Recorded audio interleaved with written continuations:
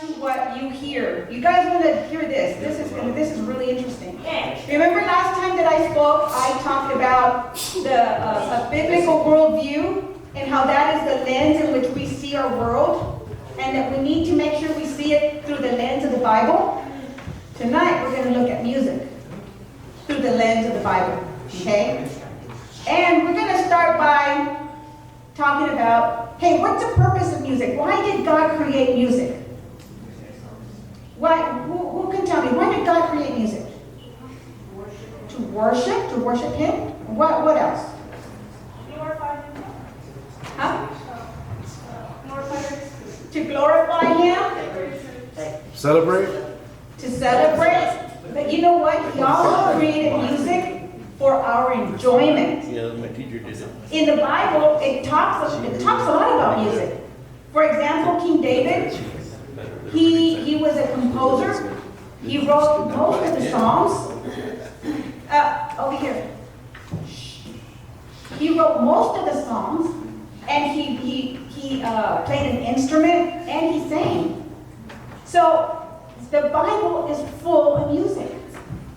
And for example, the Lord, gave us music to enjoy. So I'm going to play for you right now 2 types of music.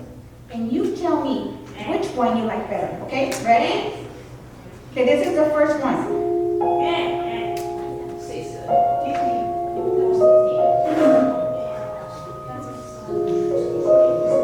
This is a classical piece called Claire de Lune.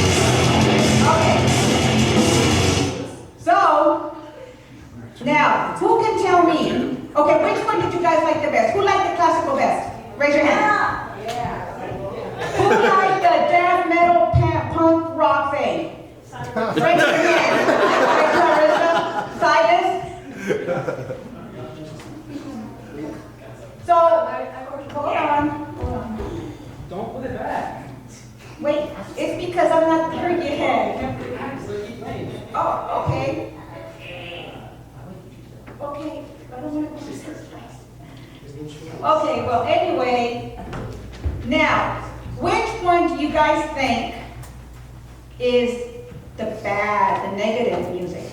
Who thinks that the classical music is negative? Raise your hand. Who thinks that the death metal one is negative? Raise your hand. Well, you know, music is neutral. Music is neutral. There is no sin value to music. But if music is neutral, like I have here, what makes music negative or bad? The lyrics. The lyrics. What else? What else makes music negative? The message. What else? The message. Also the images that it comes with. The videos. The photographs. That stuff all contributes to music being negative. Let's talk about negative music right now. I was doing some research and I found a study this study says that in the last recent years, more and more negative content has been released in music. Basically, music is getting more and more negative. And this negative music primarily was affecting the younger generations, the kids, the teenagers, the young adults. And you're probably wondering, well, how is it affecting them? Well, it's saying that it's affecting not only their mental health. Kids who listen to negative music were suffering from depression, anxiety, aggression, depending if you're listening to rage stuff, full of aggression and anger. Or there's some stuff out there that's pretty darn depressing. There are also music that is affecting behavior. So this is what is being put out there, and the young, unfortunately, is being negatively affected by it. Okay, so let's see here. Now, what do I mean by negative? What do I mean by negative? Well, when music has profanity, cuss words, that's negative. Rage, lyrics that reflect anger, wrath, lyrics that talk about suicide, that's negative. Sexual content. There's a lot of music that has a lot of sexual content in it. If it's anti-Christian, like this artist, he's dressed up as Jesus. You know what he's doing? He's mocking Jesus. That's called blasphemy. Don't listen. Hey, I'm going to separate that group back there. Turn around. Don't listen to that type of music if it's mocking God. Also, there's music that is demonic, satanic. There's a lot of music out there that's satanic and demonic. Not only through the lyrics, but also the imagery that it comes with. The pictures, all that. That's negative. Depressive music, rebellious, and there's music if it has lyrics that talk about drug use, that's negative. Now, we need to be careful and stay away from music that has negative messages. And you're probably thinking, why? Why would I want? Besides the study that I just showed you that it is affecting the young, but also I have here what we need to be careful what we listen to and what we feed our spirit. Because whatever we feed our spirit, whatever we listen to, and I know I've heard this a lot where people say, well, you know what, I don't listen to the message, I just rock out to the beat. But that's not true.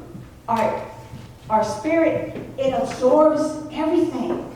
The message, even if you might think you're not listening to it, it is. You are listening to it. And you are being affected by it. It says here, Luke 6:45, it says, out of the abundance of the heart, the mouth speaks. What do you think that means?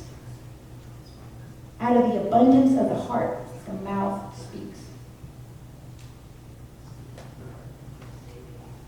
What goes in comes out. What goes in will come out. What you feed your spirit, it affects your heart, and it's going to come out through your words. It's going to come out through your actions. So if you're listening to stuff with cuss words, guess what? You're going to be cussing. If you listen to angry music, you're going to be angry. If you're listening to music that is depressive, suicidal, guess what? That is going to be, unfortunately, a way that your music affects. Did you guys know that music is very powerful? It affects the mood. And we know that because the movie industry uses music to affect our moods. Like if you watch a scary movie and it has Jaws, the Jaws, the movie, as soon as we hear that theme, da-da, da-da, da-da, man, it puts me in the mood to be afraid right away. And if you're watching a happy movie, right away they start playing happy music. It affects our mood. You can't deny it. So it is very important. I have here Philippians 4:8. Okay, listen what the Bible tells us that we need to focus on. Okay, it says, finally, brothers, whatever is true, whatever is honorable, whatever is just, whatever is pure, whatever is lovely, whatever is commendable, if there is any excellence, if there's anything worth of praise, worthy of praise, think about these things. So the Bible is telling us to keep our eyes on the positive, on the godly, on the pure. How can you do that if you're listening to filth? How can you keep your mind out of the gutter if you're listening to stuff that's full of like sexual content? So this is something that we need to consider.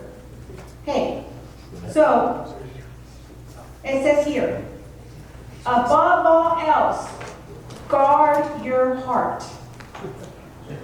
We need to be careful what we listen to and guard our hearts. In Scripture, when the Bible talks about heart, it's talking about our inner person, our thoughts, our emotions, our spirit. That's what it's talking about. And it says, guard your hearts, because everything you do flows from your heart. Your words, your actions, your decisions. How do we guard our hearts? We guard our hearts by being very protective of what we see.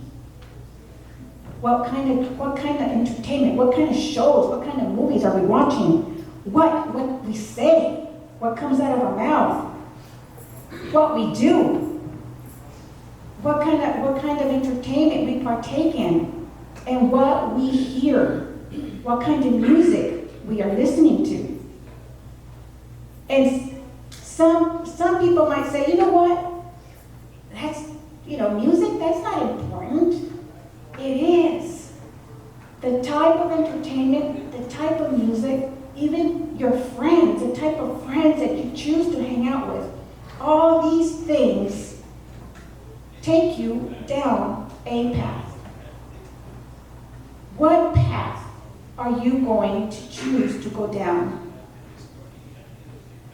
Are you going to choose to go down the dark path, full of sin, away from God? Or are you going to choose to take the right path, filled with God's blessing, His protection, doing things the way He wants us to do according to the Bible? What way are we going to choose? And music has got a lot to do with it. And you go, Sister Sandra, it's a reach. I said, no, it's not a reach. I'm going to show you right now. I'm going to give you an example. I've seen this so many times. And I'm going to give you the example that I have seen. Okay. Yes, I'm going to show one more video. Okay? I'm going to show one more video. All right. You're a Christian, right? But you love Guns N' Roses. Absolutely love Guns N' Roses. And Guns N' Roses is coming into town. Hot dog, I'm going to go see them live. I don't care what I have to do, where I got to go. I'm going to see Guns N' Roses, because you got to remember this. You are going to follow what you love. Okay? Whatever you love, you're going to follow. Guns N' Roses is into town, but this time they're not at the regular venue. Like a stadium or a concert hall. This time they're playing at a popular bar.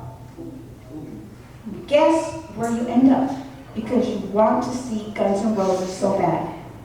You end up at the bar when you're not supposed to be.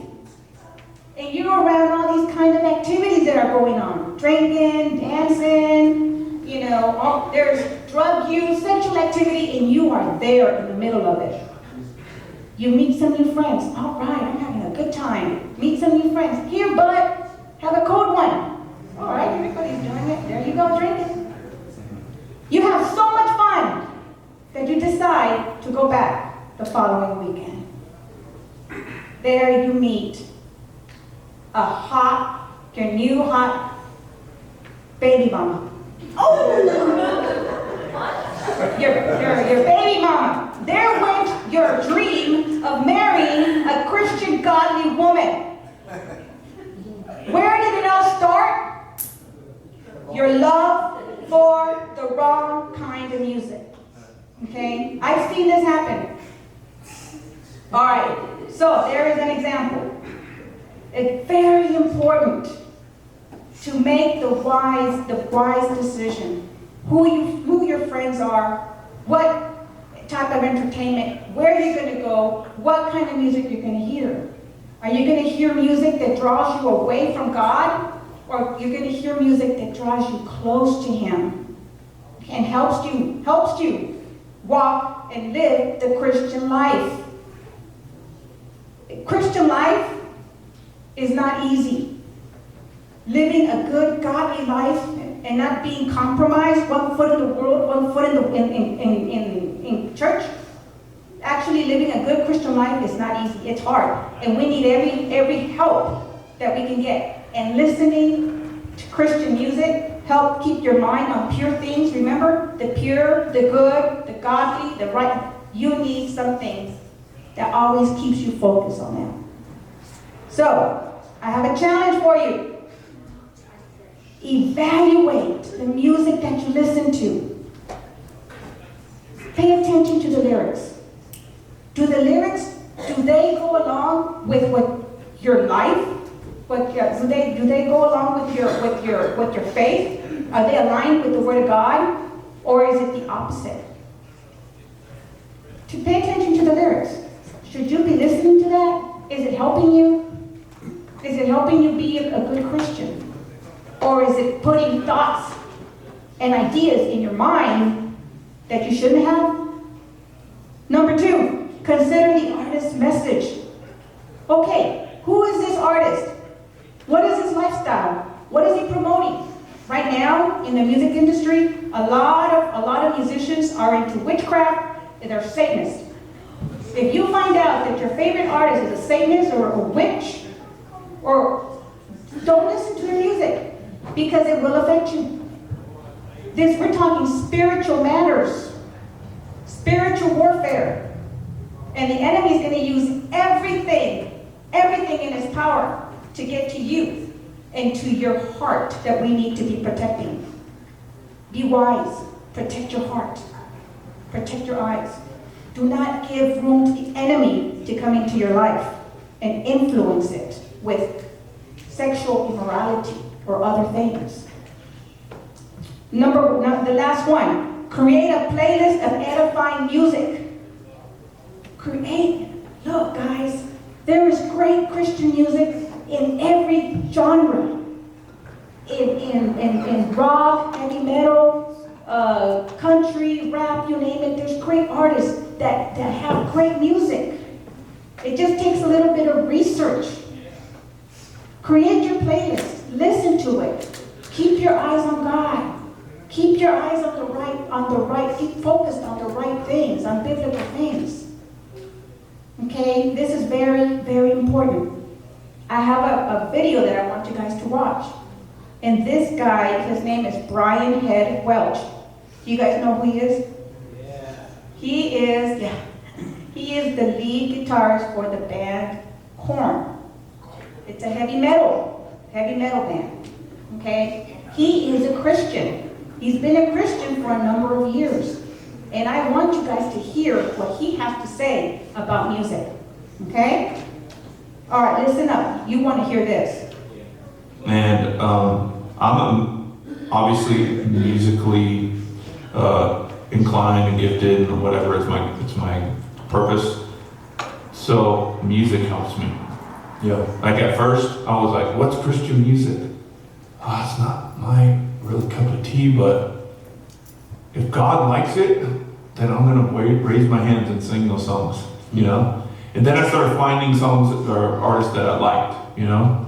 And so music helped me seek God and find Him, you know. Yeah.